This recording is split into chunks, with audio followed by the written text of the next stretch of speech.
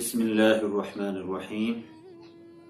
الحمد للہ رب العالمین والصلاة والسلام علی سید المرسلین محمد وعلى آلہ واصحابہ اجمعین اما بعد قال النبی صلی اللہ علیہ وآلہ وسلم اذا كان يوم صوم احدكم فلا يرفث يومئذ ولا يصخب فإن شاتمه أحد أو قاتله فليقل إني امرؤ صائم أو كما قال عليه الصلاة والتسليمات۔ مشاہدین کرام، فقہی نقطہ نگاہ سے روزے کے متعلق یہ تفصیلات آتی ہیں کہ صوم اور روزے کا مطلب ہے کھانے پینے اور ازدواجی تعلق سے اپنے آپ کو دور رکھنا، اور جو بھی روزے کے مبتلات ہیں، مفسدات ہیں، روزے کو توڑنے والی چیزیں ہیں، ان سے اپنے آپ کو دور رکھنا، یہ صوم ہے، یہ روزہ ہے۔ لغوی اعتبار سے اصلاً صوم کے معنی آتے ہیں الامساک، کسی چیز سے اپنے آپ کو روکے رکھنا۔ اللہ کے رسول صلی اللہ علیہ وسلم نے احادیث میں جو تفصیلات بیان فرمائی ہیں، اس سے ہمیں یہ بات معلوم ہوتی ہے کہ روزہ جہاں ظاہری چیزوں سے بچنے کا نام ہے، وہیں روزہ اس چیز کا نام بھی ہے کہ انسان کا قلب بھی، اس کا دل بھی، اس کا دماغ بھی، اس کے اعضاء اور جوارح بھی ہر قسم کی غلط چیزوں سے اپنے آپ کو دور رکھیں، باز رکھیں۔ اگر انسان ظاہری طور پر روزہ رکھ رہا ہے، ظاہری طور پر وہ کھا نہیں رہا ہے، پی نہیں رہا ہے، کوئی ایسا عمل نہیں کر رہا ہے جس کی وجہ سے اس کا روزہ فاسد ہو جائے، تو اس کے بارے میں یہ کہا جا سکتا ہے کہ اس کا روزہ ہو گیا، لیکن کیا اللہ کی بارگاہ میں اس کا روزہ قبول ہوا یا نہیں، اس کی کوئی گارنٹی نہیں، کیونکہ اللہ کی بارگاہ میں روزے کی قبولیت کے لیے یہ بھی ضروری ہے کہ ظاہری چیزوں کے ساتھ ساتھ انسان باطنی چیزوں سے، روحانی چیزوں سے، قلبی چیزوں سے اور دماغ سے متعلق تمام چیزوں سے، اعضاء اور جوارح سے متعلق جو بھی افعال ہیں، جو بھی اعمال ہیں، ان تمام چیزوں سے انسان اپنے آپ کو دور رکھے، تبھی اللہ کی بارگاہ میں اس شخص کا روزہ قبول ہو سکتا ہے۔ حضرت جابر بن عبداللہ رضی اللہ تعالی عنہ کا قول ہے، مصنف ابن ابی شیبہ میں ان کا یہ قول نقل کیا گیا ہے کہ اذا صمت فلیصم سمعک، جب تم روزہ رکھو تو تمہارے کان کا بھی روزہ ہونا چاہیے، وبصرک، اور تمہاری نگاہ کا بھی روزہ ہونا چاہیے، ولسانک، اور آپ کی زبان کا بھی روزہ ہونا چاہیے۔ کس کس چیز سے؟ عن الکذب والمحارم، جھوٹ سے اور ہر حرام کام سے روزہ ہونا چاہیے۔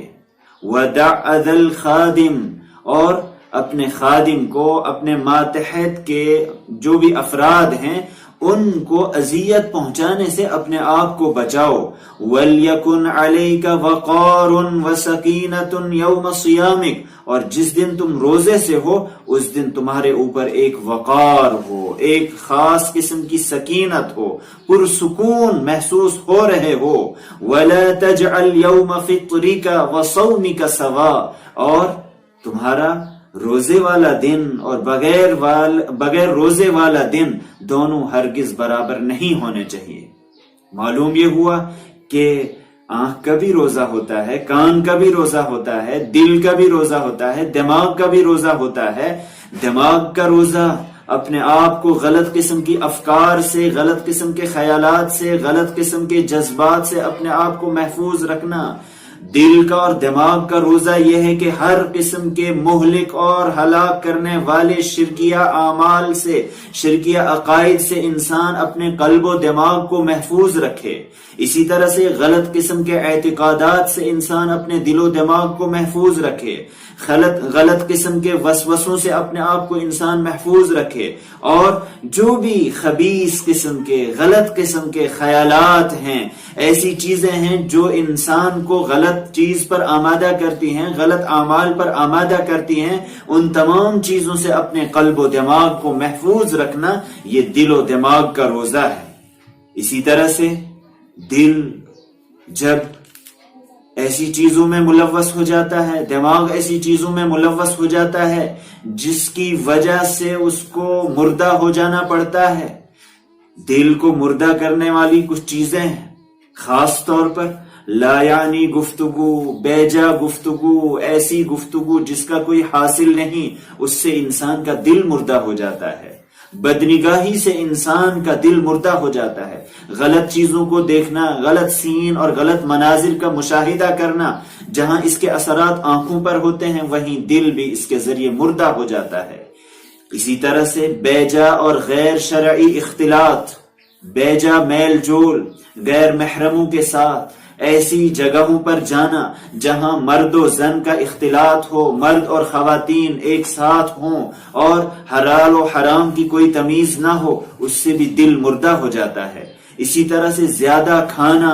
زیادہ سونا، اس کے بھی اثرات ہوتے ہیں. زیادہ کھانے سے انسان کا دل مردہ ہو جاتا ہے، زیادہ سونے سے انسان کا دل مردہ ہو جاتا ہے. اللہ کے رسول صلی اللہ علیہ وسلم نے فحش گوئی، بد گوئی کے بارے میں ارشاد فرمایا، بلکہ حکم دیا کہ اذا کان یوم صوم احدکم، جب میں سے تم میں سے کسی کا روزہ ہو، فلا یرفث یومئذ،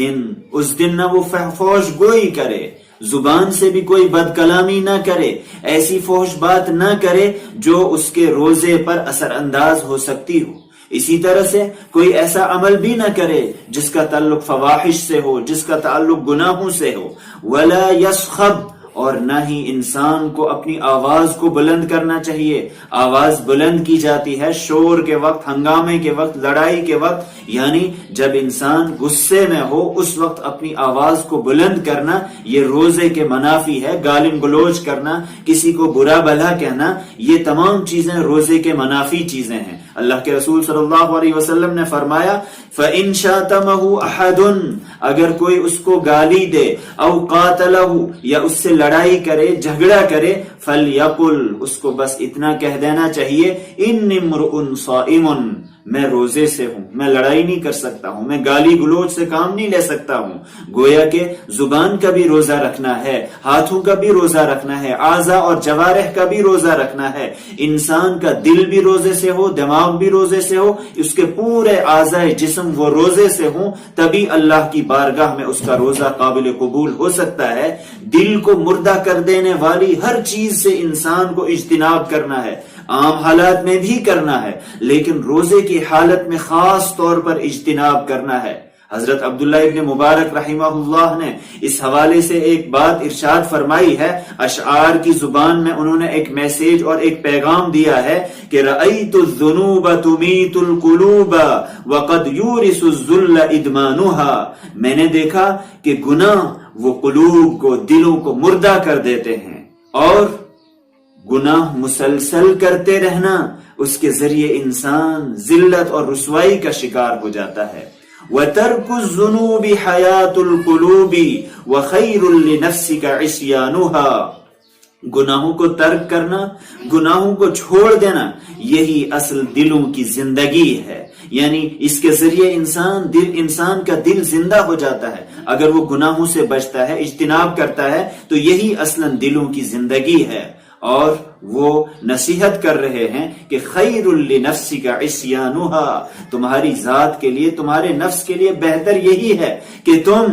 گناہوں کے بارے میں نافرمانی کرو، یعنی گناہوں کا ارتکاب نہ کرو، گناہوں کے برعکس کام کرو، نیکیوں کے کام کرو. وَقَدْ أَفْسَدَ الدِّينَ إِلَّا الْمُلُوكُ وَأَحْبَارُ سُوءٍ وَرَحْبَانُهَا، دین کو تو تباہ کیا، برباد کر دیا ان لوگوں نے جو بادشاہ ہیں،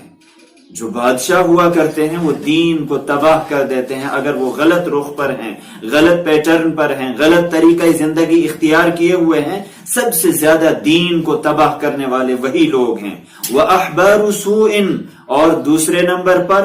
برے علماء، برے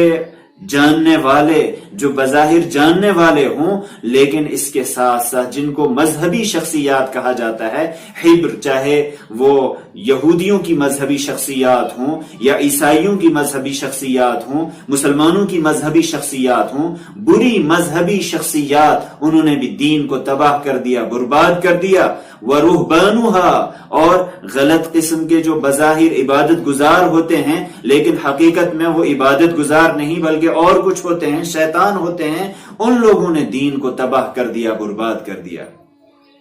حضرت عبداللہ ابن مبارک رحمہ اللہ وہ اس جانب اشارہ کر رہے ہیں کہ دلوں کی زندگی اگر مطلوب ہے تو آپ کو چاہیے کہ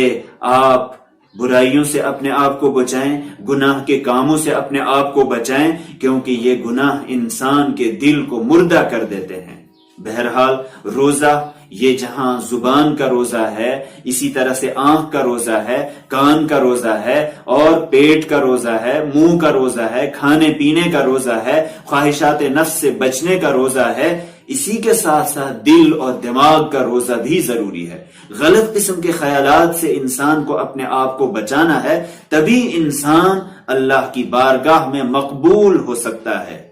تینوں پہلوؤں پر ہمیں غور کرنا ہے کہ کھانے پینے سے بھی اجتناب کرنا ہے، دوسرے نمبر پر اعضاء اور جوارح کو بھی گناہوں سے بچانا ہے، اور تیسرے نمبر پر اپنے دل و دماغ کو بھی گناہوں سے بچانا ہے۔ یہی حقیقی روزہ ہے اور یہی حقیقی روح ہے روزے کی، جس کو قرآن پاک نے کہا ہے لعلکم تتقون، تاکہ تم گناہوں سے باز آ جاؤ، تاکہ تم گناہوں سے بچ جاؤ۔ اللہ تبارک و تعالی ہمیں گناہوں سے بچنے کی توفیق عطا فرمائے۔ وآخر دعوانا ان الحمد للہ رب العالمین۔